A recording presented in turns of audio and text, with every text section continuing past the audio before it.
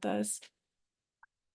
How we can maintain compassion to ourselves, compassionate witnessing, compassionate listening, compassionate believing to our own selves and our own stories and things, especially if you're in a process of regulating your nervous system, especially if you're in a process of wanting to heal your trauma, and you're kind of entering this space where like you're starting to become extremely aware within your own self-development of that voice of the inner critic, or that voice of trauma, or that negative feedback that may be coming through in your system.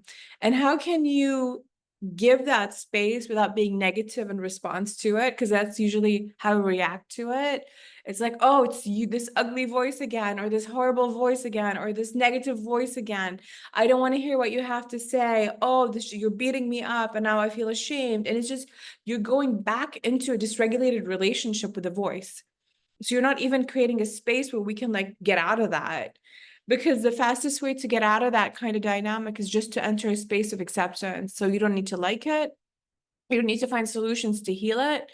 But what is essential here is to not get into conflict with it. Because when you get into conflict with it, you are now really operating from a space of dysregulation being met with cognitive dysregulation. You're just going to be in that hamster wheel or that loop around it. And so this is where, again, what we do within ourselves as somatic practitioners, as somatic therapists, as individuals who are seeking self-development, who are seeking growth, is can we extend the same kind of compassion that we extend to our clients to ourselves? Can we extend a space and learn how to practice for ourselves this soft, gentle melting of just compassion and witnessing without being reactive? The other part of this is that when we learn how to do this for ourselves, and we learn how to hold space for our internal processes, we start to become really authentic, really integrated in the way that we hold space for another person's process. And that lends you flexibility. And that flexibility is a reflection of very good vagal tone. It's a reflection of a lot of mental maturity. And so, and it's a reflection of very good nervous system regulation. The less reactive you are to a situation where you're able to just extend compassionate witnessing, extend compassionate listening, extend compassionate holding space without taking it personal. And you're just able to hold that and see it from a bigger, wider perspective. It is a reflection of where you are in your own mental health and your own resiliency, your own vagal tone. And then again, that expands into you becoming a more skillful practitioner that is holding a person through nervous system transformation, a more it just elevates your therapeutic practice to the next level. And it is a flexibility that your nervous system can kind of move through really big input of another person's process without you kind of snapping, or you being like, oh my goodness, this is just too much for my system. And so today's Somatic Sundays exercise is around how can we extend that to ourselves? It starts here. This is that deep dive. And first and foremost, I'm just going to ask you, like, in your own process of your self-development, one, are you able to notice or pay attention when that voice comes through in your system that is potentially being critical of you, that is, saying, oh, like, had you not done this, it would have been this way, or here you go again, this is what you're doing. And are we able to identify when this voice comes on? Are we able to identify that voice that could potentially say, you prepared for an amazing launch of a business and you did everything correct, but then on the day of the launch, for instance, the voice comes on very loud and say, you've done everything wrong and no one's going to show up and blah, blah, blah, blah, blah. This is where, like, are you able to identify when this voice comes on, or do you only notice it in reflection? So this is like step number one. And it's like, can you start to become more mindful in your moment to moment relationship to yourself and your psyche? Can you become more mindful? Oh, wow, I really feel a shift in the gears within my system. I was just kind of analyzing the situation, and suddenly this really loud voice comes on in my head that is quite negative or quite critical of myself. And if you're able to witness it while it's happening in real time, that is a huge win. And then as you're witnessing it, can you also just potentially just hold on to compassion and say, okay, this is a voice that comes on because it's a survival mechanism. I don't take this personally. And are you able to just hold space for it? Be like, okay, I'm going to listen to what you want to say. And this is the most amazing part, because when we start to resist this voice by saying, oh, here we go again, this is so negative, or this is so horrible, and I don't want to hear what this voice is saying to me, and I can't believe it's happening again, you start to go into resistance and clash, and you're literally fueling deeper dysregulation with this whole dynamic. It's like you're meeting dysregulation with dysregulation. You are playing on the dysregulated table. You're not creating a facilitation to move on to the regulated table. And what we're wanting to do is create facilitation to move that voice into a regulated table. And so this is like super fundamental. So because this is the beginning of that compassion.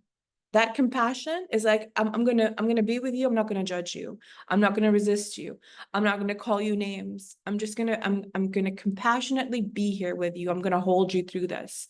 The same way you hold your clients through things, the same way you hold people that you care about when they come and they tell you all sorts of different things, and you're just there witnessing and listening and believing with compassion. It starts within you. And the more skillful you get at doing that for yourself, the deeper resiliency you're going to have and vagal tone to become a very profound and impactful practitioner to another person's nervous system.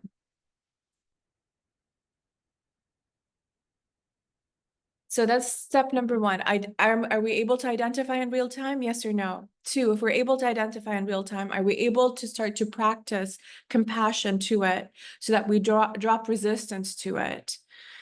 Because what can happen, step number three or stage number three of this process, is now you're identifying it happening in real time. Now you're extending compassionate witnessing and believing and listening to that voice.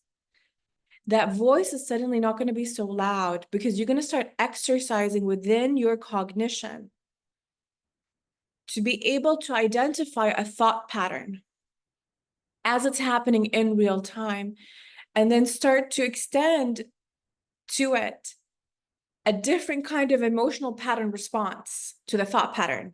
So instead of the emotional response being, this like, contraction, resistance, blame, shame, agitation towards it, you're going to start to trigger a compassionate emotional pattern to it. Like, let me hold you. Let me hold space for this for a second. Let me see what wants to come through. And what you're doing now, literally in the biochemistry of your brain, is you're allowing further access to your frontal lobe. You're allowing more solution orientation into your frontal lobe, because you are not meeting this contracted thought pattern with a contracted emotional pattern, which is going to keep you more stuck, more in your emotional reactivity, which is going to be like that more like trauma type response or dysregulated response. Now you're meeting potentially a dysregulated thought pattern with a more regulated emotional pattern, and you're just opened up the gateways to find solutions, reason and logic, and you can start to create real, tangible self-soothing, real, tangible solutions. And from a therapeutic perspective, what you're actually doing to yourself is a huge act of self-respect. What you're doing to yourself is a huge act of building resiliency. It's a huge act of demonstrating to your psyche with proof that you are worthy of being listened to, of being believed, of being, of being received with compassion and love, opposed to you having to potentially be punished into change or restricted into change. And when we look at, for instance, like the way our brain works, the most optimized way that our brain works, and we're looking at now, like, to change behavioral and thought patterns, are not necessarily through punishment. What research shows us is that we actually thrive so much more, and we're more capable of letting go of negative habits, like, addictions, you name it, when we are in an environment that allows a lot of love and compassion. That's the environment that we can thrive and really change and transform in. So that's kind of like that piece. What we find also, for instance, like, let's look into more coercive type environments, like military type environments. There have been a whole bunch of studies conducted that people who get incarcerated in those environments, can change happen? Yes, it can. Statistically speaking, not so much. And can it take a longer time? Yes, it can take a longer time. Statistically speaking, can change happen in an environment where people are loved and cared for and have rapid, i.e. from a time perspective, faster and more sustainable change? Yes. Let's look at the homeless studies. Let's look at how, when these different countries took all of these populations of people who were suffering from mental health conditions, not able to sustain healthy relationships, and they were extended a lifeline, i.e. free housing, free rehabilitation, food, medical support. That kind of love and compassion extended to these groups of humans allowed them to create way more sustainable change. And you're looking at these like cultures and communities in society that are all struggling. They are all exhibiting on the outside manifestations of what trauma can do. Statistics have been telling us this for a very long time. Individuals who are dysregulated, have trauma, end up more prone to being incarcerated, more prone to committing crimes, all of these different things. They're not accessing better judgment.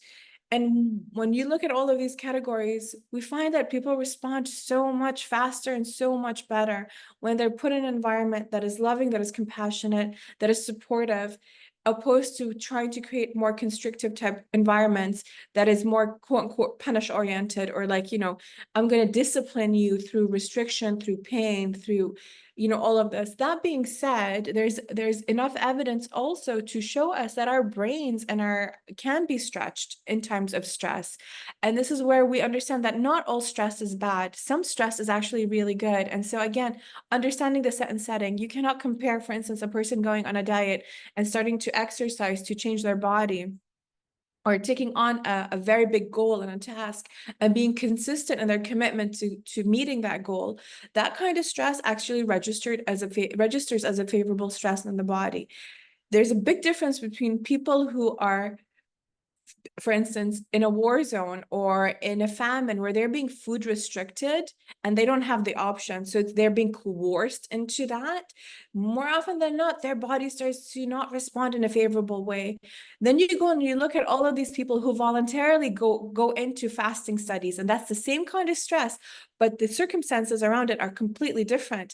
And we're starting to register massive health benefits. So it's so important for us to understand that the conditions around stress are really important and influential. Not all stress is the same. And that environments that are supportive can even allow us to go through stressful transformation in a very favorable way. When the set and setting is more favorable, when the person is conducting it through free will, when the person is sold on the benefits of whatever they're doing, opposed to being coerced into it. So Manu is sharing, I completely agree. My healing started when I was surrounded by friends and therapists who were compassionate instead of punishing me or reacting to me. Yes. I'm curious to see if anyone else feels similar or wants to share anything like that, because the set and setting is so important. And again, it just comes back to us. I mean, definitely. I guess I could speak to it on like a lot of different perspectives because I've switched my living environments quite often. But being surrounded by friends who especially walk a similar path and are able to hold a field of compassion for your whole being, it's just such a rapid shift back to your center. Like I can be completely dysregulated because I just had a very shitty conversation with my partner, and we kind of got very much on the dysregulated side of the table. And after a few minutes of talking to one of my good friends, I'm completely back to center and can look at things way more logical and again more compassionate because they gave the compassion, or like they held the compassion for me, which made it possible for myself to be compassionate with myself again as well. I love that. Thank you. And so this is like that external piece, right? This is what we're doing for our clients. This is what we're doing when we're in our, dynamics, when we're really mindful and we're holding the space of compassion. And I think like today's like self-development invitation is like learning or building that internal muscle to be able to do that for ourselves. And it's another level of mastery. I'm not saying that we do not need other people around us. Of course we do. But can we also start to build that internal framework or map that when I'm sensing this, I have that mindful understanding, then that leads to me having compassion. And then that can extend and start to expand into the spaces around me. So it's not necessarily a gear that I have to mentally start to shift into. It starts to become a default space.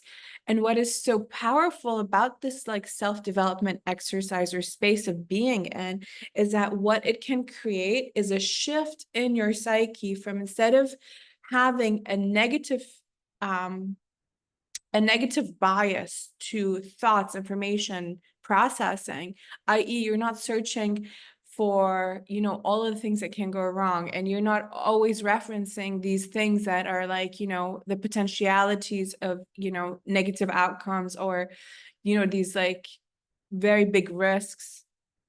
You're starting to focus more around the rewards. You're starting to focus more around the positive. So there is an evaluation of the risk, yes, but at the same time, you're not so focused on the negative bias anymore, and the psyche can switch into more of a positive bias. So you start to move from being in this reactive survival type space and start to enter more into this interactive, collaborative, thrival space.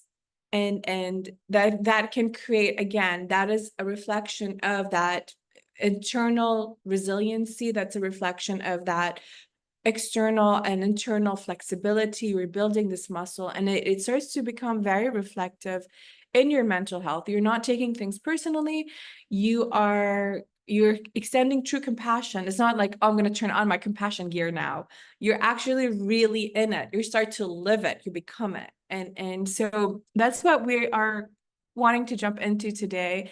And so I would like us to so today's call is short and sweet, but I'd like us to jump into a little bit of an exercise within ourselves right now to kind of feel that space within ourselves. So I invite you to get into a space that feels really comfortable. And one of the things that we've been doing here on our Somatic Sunday calls is starting to train our body to release like oxytocin, love through command. So we're going to keep building on that one. So just kind of tuning into ourselves right now, tuning into our beautiful hearts. If you want to, and you're a TVM practitioner, you want to just bring your hand to your body, you want to, gently go on to master point, or you want to just go anywhere. It doesn't matter. Even if you're not a TVM practitioner, just hand anywhere on your body and be really mindful around how that hand is landing on your body. And and what is communicating through your body. And so we want to communicate to the body through that. I'm here, I'm with you. I believe you. I lovingly witness you. And let's just give that a moment. Like, let's give it a sense of, I have all the time and I have all the space for you right now. And if you want to even like expand on that sensation of safety, you may want to go to your pubic bone. You may want to go to the space in between your legs and just kind of go deeper into that root of your body and just hold it. And I find my pubic bone, when it's held, it feels really good in my system. I really do feel held. It's almost like the seat of my body, that entire pelvis that is like the base of my body. When it becomes stabilized, it helps me feel stable within my entire structure. And so I find the same with my clients. And we can just hold that. And as we hold it, can we bring compassion in the sense of, through your hands, I am here, I am witnessing, I am believing, I am with you. And what I love about working with the pelvis and the pelvic floor, if you're inclined to exploring that, is that it's one of the fastest ways that I find within my own psyche, within my own body somatically, to really release serotonin and drop into the here and now. I suddenly lose track of time. I suddenly melt into the present moment. I suddenly don't have urgency running through my system. I literally cannot even think of what I'm about to do next because I'm just so present in the now. And that is a reflection of somatic safety. I'm in a space of safety. My body's releasing serotonin. This is what that beautiful neurotransmitter, what this chemical feels like in the body. And to just hold that.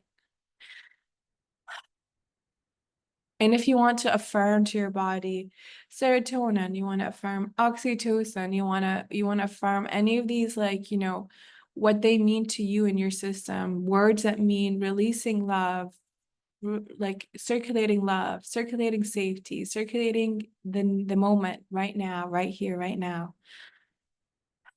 And then allowing yourself to just breathe that into your system, melt into this, sink into this.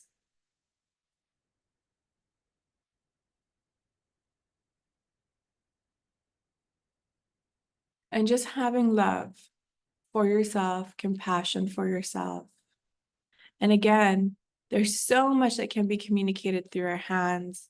So do not hesitate to share that sensation or that desired sensation or communication through your hands as you're holding yourself somatically. And stay here until you feel like your body's giving you at least one positive feedback loop, which means you have at least released 2 sighs.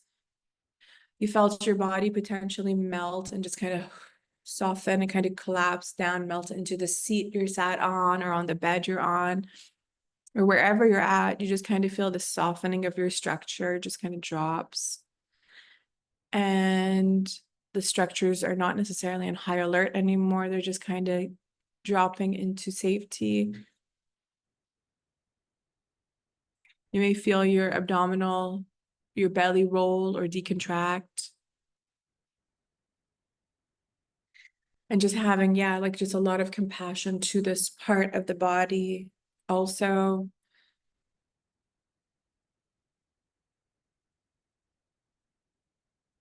And as we're here, I invite you to find in your timeline or your memory an event or a thought about an event that has happened in the past, that when you remember, you recall that event, You feel contraction, you feel judgment towards yourself, you feel resistance towards yourself or your experience. Like it could be something like, how could I have let myself be in that situation for so long? Why did I allow that person to treat me that way? It could be any of these self-reflections that could be very judgmental in nature. I want you to pick one of those memories right now. And I want you to extend through your beautiful hand, through your beautiful thoughts, to your body, to your psychosomatic self, the link between your thoughts and your body and your emotions, a state of acceptance. I want you to turn on that radical, compassionate state of witnessing. Can you, instead of witnessing that event with judgment and harshness, can you witness that event with compassion?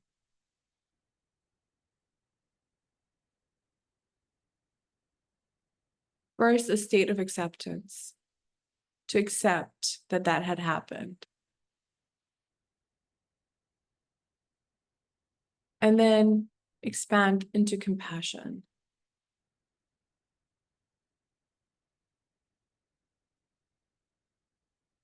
And then from the compassion, as you're feeling that softening,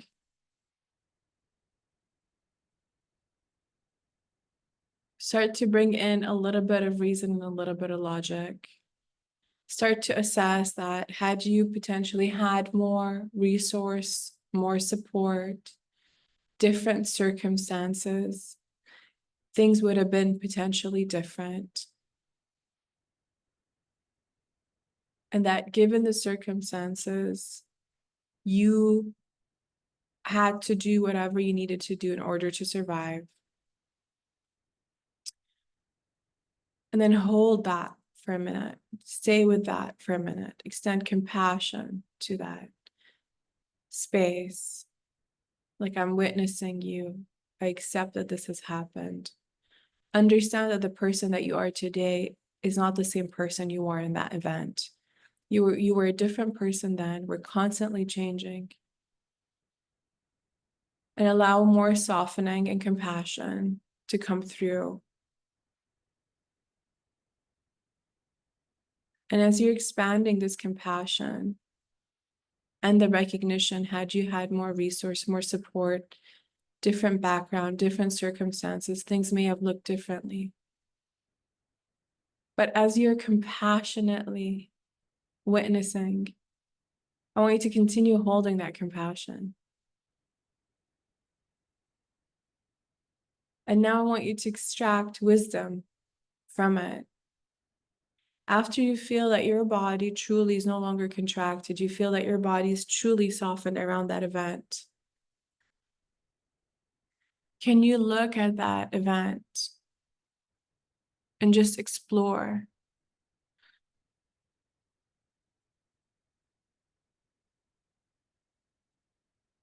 What did you learn from a compassionate space?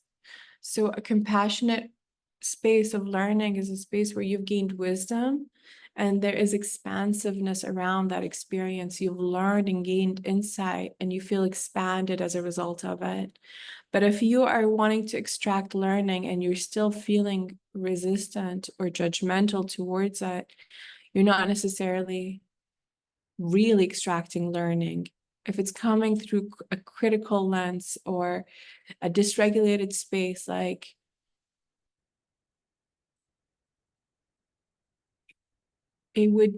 it's not coming from that space of regulation. There's a very big difference between creating a healthy boundary around moving forward as a compassionate space within yourself, learning how to say no, learning how to extract, like learn that, oh, this is a sequence of behavior that can potentially lead to unwanted outcomes, and find solutions as you're going there. And one of those solutions could be that you're just no longer interacting in the situation. And understanding that that is an act of self-compassion and self-love and self-respect and dignity. and integrity.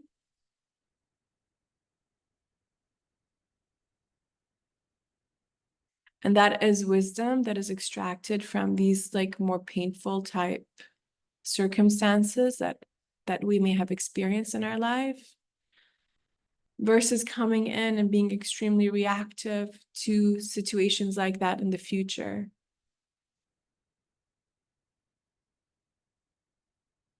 And it could look like something like this, like, oh, if you remind me of my ex, and this is a more reactive type space, then you need therapy, and you are like a leeching parasite in my system, and that is very charged. There's so much charge there, versus you coming in and saying, okay, this doesn't seem like it's bringing the best out of me, and I'm seeing too many patterns that are not conducive to my well-being, are not conducive to me respecting myself, my energy, my time. So I'm going to withdraw from this dynamic. And it doesn't have a charge attached to it. It's coming from an act of love and respect to yourself. And this is that self-compassion piece. This is that space of, we have really entered loving compassion. And I invite you to go into as many memories in your timeline and go through the sequence. Get yourself into a space of more regulation. Hold your body in a way that you're willing to really give it the time and space to witness it, to listen to it, to believe it. And start to see, are you able to diffuse the charge or the contraction or the dysregulation in the relationship, even within your own self-reflection? Is your self-reflection regulated or unregulated? Is your self-reflection more solution-oriented, compassionate, versus really contracted and potentially more problem-oriented? And this is where the invitation is to just keep bringing that mindful piece to the way that you're interacting with yourself. Bring that mindfulness piece to the way you're working with yourself. And I think like right now, to know, like when we do these kind of self-development exercises, these deep dives into our psyche and into ourselves, really it's about not just about going in and giving ourselves compassion, but it's also learning, like, oh my goodness, I see a pattern here. What can I do to change the thought pattern? What can I do to change the emotional processing pattern? What can I do to change the behavioral pattern? How can I make things better? And to create an environment and cultivate an environment within yourself that is really conducive to transformation, that is coming from this compassionate state, that is quite expansive, versus creating an internal environment where it's coercive or contracted, trying to force yourself or shame ourselves into change, or trying to self restrict ourselves from certain thought patterns or behavioral patterns.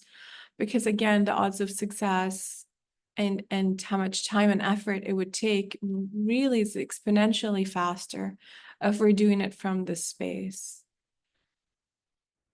And please remember, everybody, like, we can lean into our community. We can lean in. If you don't have friends that are able to hold space for you, and you're learning how to do this for yourself, lean into different individuals who are willing to just be like, you know, let's have a compassionate witnessing circle this week.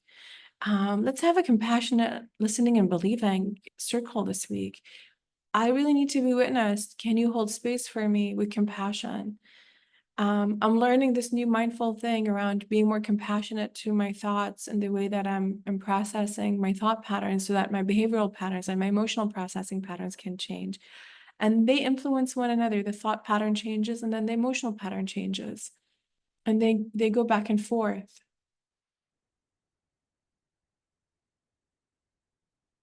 And so I invite you to stay here if you want, past this call, and try to find another event in your timeline. Maybe find 2 more events and see, can you do the same thing in your timeline? Can you witness that event with compassion? But first start with acceptance, drop the resistance.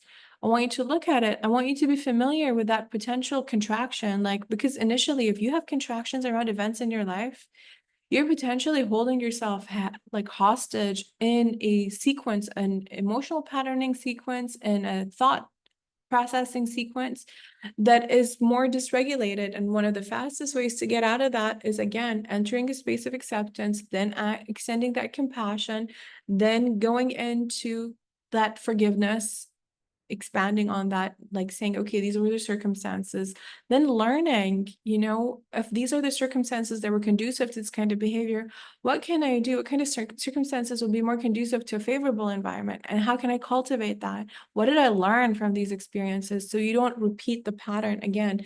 Just like a sequence of a charge, we don't want to be stuck in this hamster wheel of repeating the patterns. We want to really learn and grow from them.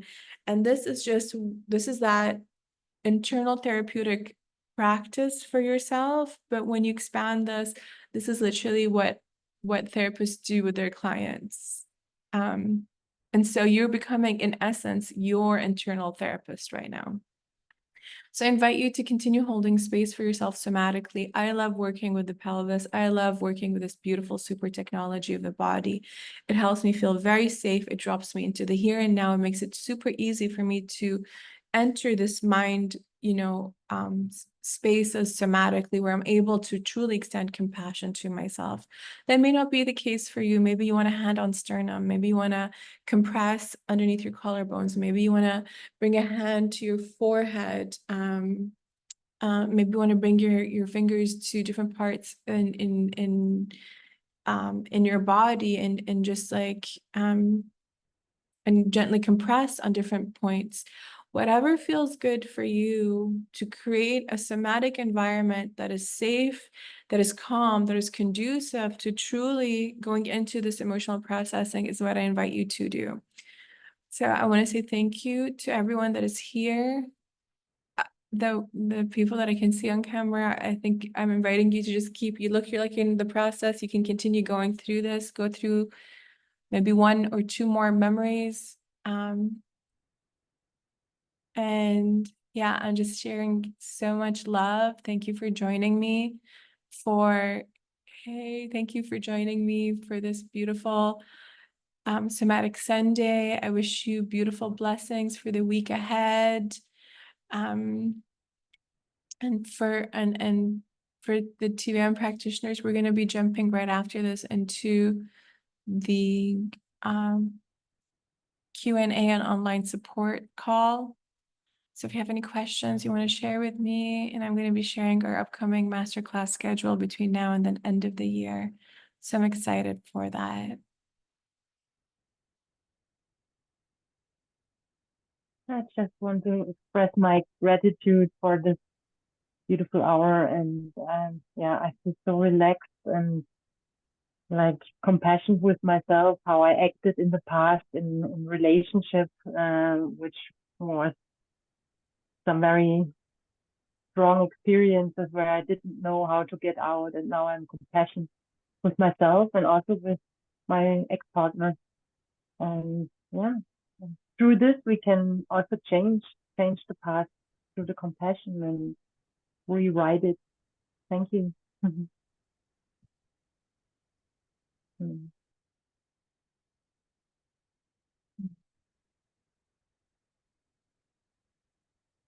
Thank you. Thank you. Thank you for being here, everybody. So I may see you all on the upcoming call. The next call starts in about 30 minutes or so. So otherwise, I wish you a beautiful week ahead. I wish you a very blessed week ahead. Many blessings to you, like the rain and the sunshine, for you to receive all that you desire and you're worthy of, so worthy of. And to just have postcards of beauty and grace, and to be able to receive that to witness yourself and compassion, to bring maybe these golden nuggets right now to your life, to the people that you interact with. Yeah, thank you so much for being here.